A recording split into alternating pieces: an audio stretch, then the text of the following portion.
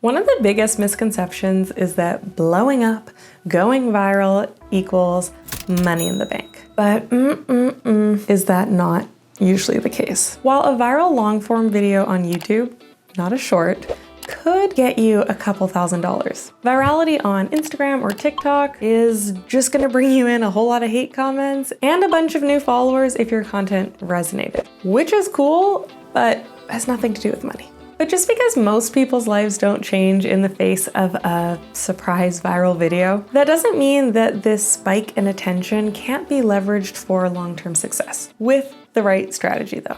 I've gone viral twice to date, and though from the outside it looks like this triggered 2 monumental jumps forward in my career, I actually blew my chance to capitalize on all the extra attention, resulting in the whole thing arguably doing a lot more harm than good, as I was left with a lot of ghost followers that ultimately tanked my engagement. But as my track record shows that going viral is going to at least be an annual thing, I'll share what I did wrong the first 2 times and how I'm trying to better prepare myself for the next time around. My very first brush with virality came as a bit of a shock. I had been creating content in some format for 7 years, and at that point had only ever gone viral on Pinterest, which is arguably a much happier side of the internet that I already knew how to work with. As I was scrolling through work one day, I saw a fellow creator getting really transparent about how much income she made a month on this side hustle. And her openness inspired me to do the same. I opened QuickBooks and tallied up how much I had earned. I opened TikTok and flashed the numbers on the screen and pressed post. Then boom. Over the course of the next few days, I believe it reached 2 million views, and my TikTok followers spiked from 5,000 to 60. I was flooded with questions and a decent amount of skepticism, just trying to figure out how I did it. They wanted all the tips on how to make money as a content creator. And here is where I hit my first roadblock, preventing me from really capitalizing on all of these new eyeballs. If people were intrigued by my video, I didn't have enough of a backlog of similar content to keep them around and engaged. They came wanting money-making tips, and a scroll through my recent posts would have brought them hair care recommendations, my recent toe dip into cosplay, and goofy dance videos. While I had been sharing content about how to be a content creator across all of my platforms, I didn't really have enough, and I didn't have content that specifically answered people's questions. My how-to content really centered around how to start a blog,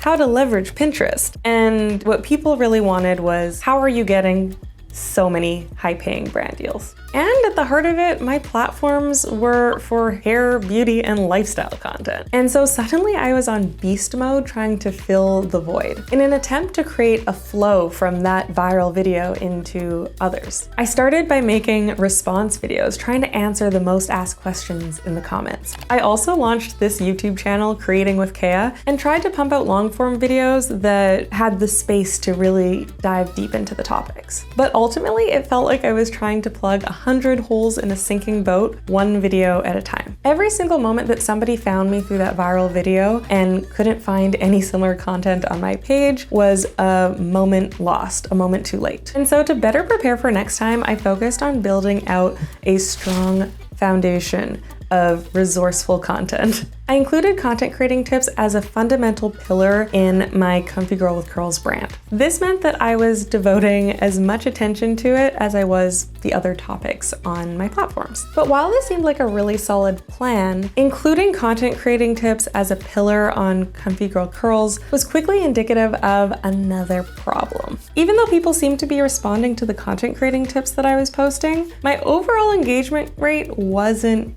that great. And I realized that I no longer had a clear and focused niche. My TikTok and Instagram audience were fractured. I had gained a massive amount of followers, but these followers were only interested in a specific subset of my content. Whenever I would post something about hair or beauty, they wouldn't engage with it, and then eventually Instagram would stop showing it to them and they just became ghost followers. And so I smartened up halfway through the year and split off my TikTok first. On my main account, I renamed it to align with my YouTube and blog, Creating with Kea. This was only going to be for content creating tips because the majority of my followers were there for content creating tips. And I decided to start a new Comfy Girl Curls where I would only do hair, beauty, lifestyle content. But then the end of the year came around and I hadn't yet been able to bring myself to split off my Instagram. And I found that I couldn't really resist jumping on this income transparency trend again. Because A, it worked the first time, and B, I truly, truly think that getting transparent about money in this industry is going to benefit all of us. So I did a similar video as the year before, posting it on Instagram and TikTok. And this time, though it did pretty well on TikTok, it went proper viral on Instagram, an account that was still fractured with two distinct audiences. And when this blew up, I will say the initial work I had done building out that foundation really paid off. I was able to put in the caption and the pinned comment of this video that if they wanted the tips, the how-to, they could go over to Creating with Kay on YouTube, and people did it. I saw a massive spike in my YouTube videos in that time period, and people were able to dig back into my catalog and find more content that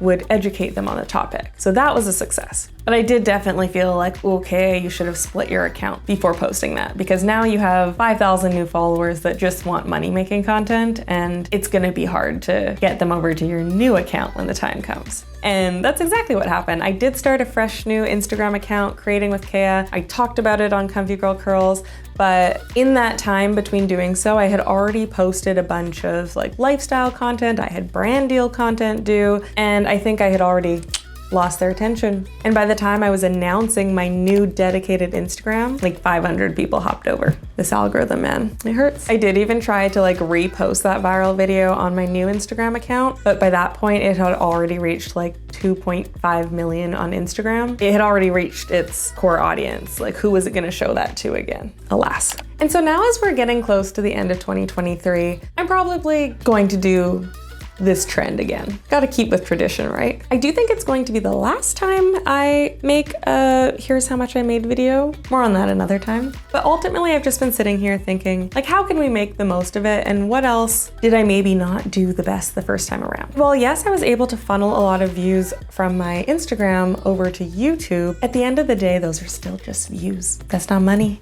And we don't own these platforms. I don't have access to my subscribers. I can't ensure that when I post something, they are going to watch it or even know about it to be able to then go click and watch it. And so I realized the final thing that was acting as an obstacle to fully be able to make the most of going viral. Not having like a sales funnel or any offers available to the people who might want them. If you're not super familiar with a sales funnel, it is the idea that you offer something for free of value to your audience. The key is it truly has to be valuable, it has to help them, and you offer it in exchange for their email address. And you have access to connecting with them in a way that is just different from being at the mercy of social media algorithms. You own your audience in a sense. And the next tier is to have like a relatively affordable product, and it's something that can kind of generate ongoing passive income for you. Currently, I've been brainstorming kind of different digital products that could be useful to people who want to approach content creating as a business. I do have a Pinterest starter guide and checklist available for sale, which I think is fantastic, but it doesn't super align with the people that are like, I don't want to create on Pinterest, I just want brand deals.